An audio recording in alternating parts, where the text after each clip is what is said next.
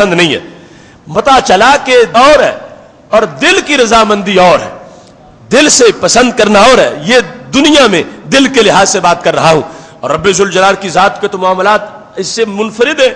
تو خالق کائنات جل جلالہ کا کسی کو جنت دینا, جنت سے نوازنا اور جنت عطا کر دینا, یہ حالانکہ اس کی من وجہ رضا کی دلیل ہے, لیکن اس میں جس وقت رب ذوالجلال یہ کہے گا اے جنت والو میں تم سے راضی بھی ہوں, تو اس کا اپنی طرف سے یہ راضی ہونے کا اعلان کرنا, اس کے مقابلے میں سب نعمتیں ہیچ ہیں. خالق کائنات جل جلالہ جو آخرت میں دے گا سب سے بڑا وہ نعمت رضوان ہے, اور دنیا میں جو رب ذوالجلال نے عطا کیا تو اس میں سب سے بڑی نعمت جو ہے وہ عقل کی نعمت ہے. اس کا سبب یہ ہے کہ صوفیاء کہتے ہیں لِأَنَّهُ مَا عُرِفَ اللَّهُ إِلَّا بِالْعَقْلِ وَلَا أُوتِيَ إِلَّا بِالْعِلْمِ. ایک ہے رب کی معرفت اور ایک ہے رب کی اطاعت. اللہ کی معرفت اور چیز ہے اور اللہ کی اطاعت اور چیز ہے. معرفت عقل سے حاصل ہوتی ہے اور اطاعت علم سے حاصل ہوتی ہے. یعنی رب ذوالجلال کو جو پہچانا جاتا ہے تو وہ عقل کی بنیاد پر, اور عقل وہ عقل سلیم جس کو رب ذوالجلال نے بندگی کے نور سے روشن کر رکھا ہے. تو ایک ہے رب ذوالجلال کی معرفت اور دوسری ہے اس کی اطاعت فرما برداری, رب ذوالجلال کا حکم ماننا. اب حکم تب مانے گا جب اس کے پاس علم ہوگا کہ رب ذوالجلال کیسے راضی ہوتا ہے, کیسے ناراض ہوتا ہے, اللہ نے کیا چیز حرام کی ہے, اللہ نے کیا چیز فرض کی ہے. اگر علم نہ ہو سکتا ہے فرض کو حرام سمجھتا رہے اور حرام کو فرض سمجھتا رہے, تو یہ سارا امتیاز علم کی بدولت ہوگا. تو اس بنیاد پر علم اور عقل یہ ان کے آپس میں جو جدا جدا دفتر ہے, اگرچہ آپس میں ان کا کمپرومائز بھی ہے, اشتراک بھی ہے, مشترکہ کام بھی ہے, لیکن عقل کی پرواز جو ہے اس کا رزلٹ اللہ کی معرفت میں سامنے آتا ہے, اور جو علم ہے اس کی پرواز جو ہے اس کے رزلٹ کے طور پر اللہ کی اطاعت کا جذبہ بندے کے اندر پیدا ہوتا ہے. لیکن علم بننے میں پھر اس کے لیے عقل کی ضرورت ہے. تو اس بنیاد پر عقل کو چابی کہا گیا ان تمام امور کے لحاظ سے کہ ایک انسان اگر رب ذوالجلال کا قرب پانا چاہتا ہے اور اپنی زندگی کا سب سے بڑا مقصد پورا کرنا چاہتا ہے تو اس کے نیچے جو چیز ہے وہ جو اسے چلانے والی ہے وہ اللہ کی دی ہوئی عقل سلیم ہے, جس کی بنیاد پر انسان کو دنیا کی سعادتیں بھی میسر آتی ہیں اور اللہ اس کو عقبہ میں بھی بلند مقام عطا فرماتا ہے. اس سلسلہ میں امام ابن جوزی نے یہ کہا فَإِنَّ أَعْظَمَ النِّعَمِ عَلَى الْإِنسَانِ الْعَقْلِ, کہتے ہیں انسان پر جو رب ذوالجلال کی نعمتیں ہیں ان میں سے سب سے بڑی نعمت جو ہے وہ عقل ہے. کیوں؟ کہتے ہیں لِأَنَّهُ الْآلَةُ فِي مَعْرِفَةِ الْإِلَهِ, اس واسطے کہ عقل الہ کو پہچاننے کا آلہ ہے. عقل الہ کی معرفت کے لیے ذریعہ بنتا ہے. وَالسَّبَبُ الَّذِي يُتَوَسَّلُ بِهِ إِلَى تَصْدِيقِ الرُّسُلِ, اور عقل ہی ہے کہ جس کے ذریعے سے بندہ کسی رسول کو پہچان سکتا ہے. یعنی جتنے لوگوں نے رسالت کا قرب پایا اور الوہیت تک اللہ کی الوہیت کا قرب ان کو میسر آیا, تو رسالت سے متاثر ہونے کے لیے بھی عقل کی ضرورت ہے, رسالت کی تصدیق کے لیے بھی عقل کی ضرورت ہے. کسی رسول کو رسول ماننا یہ عقل کے بغیر نہیں ہو سکتا. عقل ہوگی تو انسان متاثر ہوگا اور کلمہ پڑھے گا اور رسالت کو مانے گا اور آگے اس کو کمالات ماننے کی وجہ سے میسر آئیں گے. اس واسطے ابن جوزی کہنے لگے کہ یہ انسان کے لیے سبب بنتی ہے جس سے رسولوں کو مانتا ہے, کتابوں کو مانتا ہے, اور اس بنیاد پر اس پر لفظ ایمان بولا جاتا ہے جو انسان کی سب سے بڑی شان ہے کہ اسے مومن کہا جائے.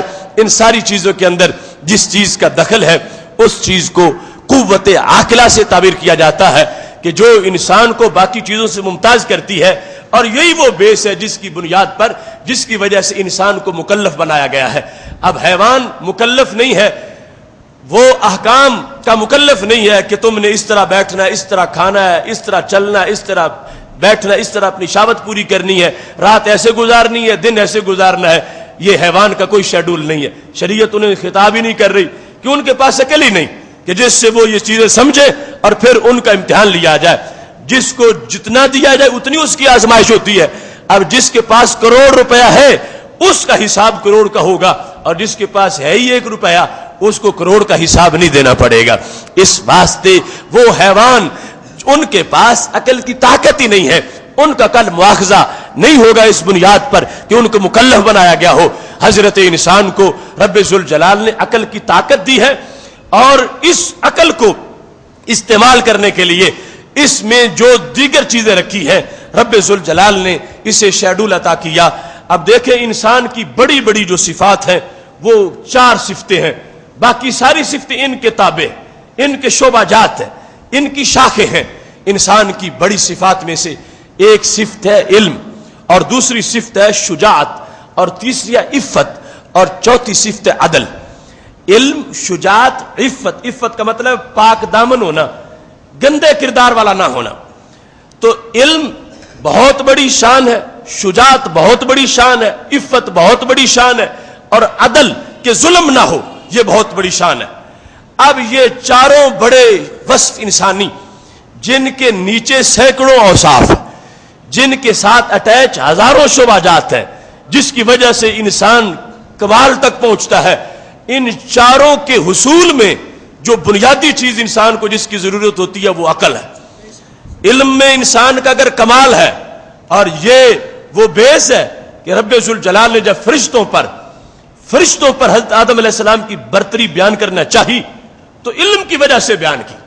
عقل فرشتوں میں کتنی تھی، وہ عقل ہی عقل ہے، لیکن رب ذوالجلال نے علم کی بنیاد پر ان سے پوچھا، انہیں جواب نہیں آیا۔ حضرت آدم علیہ السلام سے پوچھا، انہیں جواب آ گیا، تو رب ذوالجلال نے خلافت کا تاج حضرت آدم علیہ السلام کو عطا فرما دیا۔ اب علم کی بنیاد پہ خلافت ملی، علم کی بنیاد پر یہ انسان کو نیابت ملی، اور اس علم کے نیچے عقل ہے جو علم کے حصول کا ذریعہ، اور پھر شجاعت جس کی وجہ سے اتنا بڑا وصف ہے کہ رب ذوالجلال نے نبیوں میں اس وصف کو سر فہرست رکھا۔ کوئی نبی ایسے نہیں جو بزدل ہو، یعنی انبیاء کرام علیہ السلام کا ازل میں جو رب نے انتخاب کیا تھا، تو اس میرٹ پر اللہ نے ان کو چنا تھا، ان میں یہ صفتیں رکھی تھیں کہ ان کے اندر شجاعت اعلیٰ درجے کی ہو۔ ہر نبی اپنی قوم میں سب سے زیادہ شجاع ہوتا ہے، اور ہمارے نبی علیہ السلام چونکہ نبیوں کے نبی ہیں، اس واسطے آپ سارے انبیاء میں سے بھی شجاع ہیں۔ تو شجاعت ایک وصف ہے جو انبیاء کرام علیہ السلام کی نبوت میں لازمی ہے۔ تو پتہ چلا کہ نیچے جتنے ولایت کے شعبہ جات ہیں، اصلاح کے شعبہ جات ہیں، ان سارے شعبہ جات میں شجاعت کا ہونا لازمی ہے، چونکہ موقع پر اگر انسان بزدلی اختیار کر جائے اور شجاعت نہ ہو تو پھر بہت سے سینکڑوں اوصاف پہ پانی پھر جاتا ہے۔ اللہ کا نبی اس لیے شجاع ہوتا ہے کہ وہ قوم کے سامنے انگاروں پہ کھڑے ہو کر، موت کے منہ میں کھڑے ہو کر، وہ اپنی قوم کے جتنے بھی اکھڑ مزاج لوگ ہو اور جتنے بھی شر اور شرر سے اس نبی کو سامنا ہو، وہ ڈرتا نہیں، اپنی بات لوگوں تک پہنچاتا ہے۔ اور ڈرنے والے کو رب نبی نہیں بناتا جو لوگوں سے ڈرنے والا ہو، جتنوں کو بنایا گیا اور ختم نبوت کا اعلان ہو گیا، ان سب کو رب نے نبوت میں یہ شان دی کہ شجاعت تھی۔ اب یہ شجاعت جو کمالات نبوت میں ہے، عام لوگوں کے اندر بھی اس کو بڑے اوصاف میں سمجھا گیا، اور اس کے اندر اگر دخل ہے تو عقل کا دخل ہے۔ کیوں؟ انسان میں بناوٹ کے لحاظ سے تو رب نے اس کا جو مٹیریل تیار کرتے وقت جو شامل کی تھی چیز وہ عقل نہیں تھی، صرف وہ عقل کے ساتھ غضب کی قوت تھی، عقل کے ساتھ شہوت کی قوت تھی، حیوانیت تھی، اور پھر عقل ہے۔ اب یہ عقل جو رب ذوالجلال نے انسانی مٹیریل میں اسے غضب کے ساتھ مکس کیا، وہ غضب والی طاقت جو ہے جب آغاز تھا تو غضب کہلاتی تھی، جب عقل نے اس کو رگڑ کے ستھرا کیا تو پھر شجاعت بن گئی۔ اتنا دخل ہے عقل کا کہ وہ طاقت کہ اگر اسے سنبھالا نہ جاتا تو پھر ایسی تھی جیسے بیڑیوں کی ہوتی ہے، اگر عقل اس پر کام نہ کرتی تو پھر وہ طاقت ایسے ہی تھی جیسے جانوروں میں غضب کی طاقت ہوتی ہے۔ لیکن یہ عقل کا کمال ہے کہ رب ذوالجلال نے عقل کو درمیان میں شامل کر کے انسان میں ایسے رکھا۔ اب پتہ چلتا ہے کہ انسان کون ہے اور حیوان کون ہے، جو اپنی عقل کو غضب پر کنٹرول دیتا ہے اور غضب پر حکمرانی عقل کی قائم کرتا ہے۔ اب غضب والی طاقت، وہ قوت غضبیہ جو ہے وہ نکھرتی ہے، وہ ستری ہوتی ہے، اور ستری ہونے کے بعد اس کا جو نام ہوتا ہے وہ شجاعت بن جاتا ہے۔ پہلے نام غضب تھا، جو کس کی بات ہے؟ جو ڈنگروں کی بات ہے۔ اب عقل نے اس پر ملمہ کاری کی، عقل نے اس کو ستھرا کیا، تو پھر کیا صورتحال بنی؟ وہ نام اسے مل گیا جو نبیوں کی صفت کا نام ہوتا ہے، وہ شجاعت والا نام۔ اب یہ عقل کا استعمال ہے۔ ایسے ہی انسان کے جو بنیادی عناصر ہیں ان میں ایک چیز شہوت بھی ہے جس سے انسان کو بنایا گیا۔ اب یہ شہوت حیوانوں میں بھی ہے، وہی شہوت رب ذوالجلال نے انسان میں بھی رکھی ہے، لیکن حیوان میں عقل نہیں ہے، انسان میں رب نے عقل رکھی ہے۔ اب ایک انسان نے اپنی انسانی حیثیت کو سنبھالا تو اس نے اپنی عقل کو شہوت پہ کنٹرول دیا، شہوت کو بے لگام نہیں ہونے دیا کہ جہاں چاہے انسان شہوت کا مریض ہو کے بیٹھ جائے، جہاں چاہے اپنی خواہش پوری کرنا شروع کر دے، ہر طرف سے لوگوں سے جوتے کھائے، ہر طرف سے اینٹیں کھائے، ہر طرف سے زخمی ہو کے لہولہان ہو کے نکلتا پھرے گلیوں سے۔ اگر اس کی شہوت پر عقل کا پہرا نہ ہوتا، اس کے ساتھ وہی سلوک ہوتا جو سلوک کتوں کے ساتھ کیا جاتا ہے، کہ جو اپنی شہوت کو استعمال کرتے وقت نہ رشتہ دیکھتا ہے، نہ ماحول دیکھتا ہے، نہ حالات دیکھتا ہے، وہ شہوت کا مریض ہے، اس میں عقل نہیں ہے۔ حضرت انسان پر اللہ نے کتنا کرم دیا، اس کو عقل دی۔ اب یہ عقل کا استعمال ہے، اس نے شہوت کو سمجھایا کہ تجھے ہر جگہ اجازت نہیں دوں گا، جہاں شریعت کہے گی وہاں اجازت دوں گا، اگرچہ تم میرے اندر موجود ہو مگر تمہیں اس انداز میں رکھوں گا کہ فرشتوں کو بھی شک پڑے شاید یہ فرشتہ بن چکا ہے۔ جس وقت ایک انسان اپنی عقل کو یوں استعمال کرتا ہے اور شہوت جو ہے اس پر عقل کو کنٹرول دیتا ہے، شہوت کی کیا مجال ہے کہ عقل سے پوچھے بغیر کہیں وہ اپنی کوئی کاروائی کرنا چاہے، جس وقت شہوت پر عقل پورا کام کر کے اسے پرنور کرتا ہے تو اس کا نام عفت بن چکا ہوتا ہے۔ پہلے نام شہوت تھا، اب نام ہے پاک دامنی، اب ہے نام پرہیزگاری۔ اب اس شہوت پر یہ جو اس کو حیثیت ملی تو کس بنیاد پہ حیثیت ملی؟ عقل کی وجہ سے ہی حیثیت ملی۔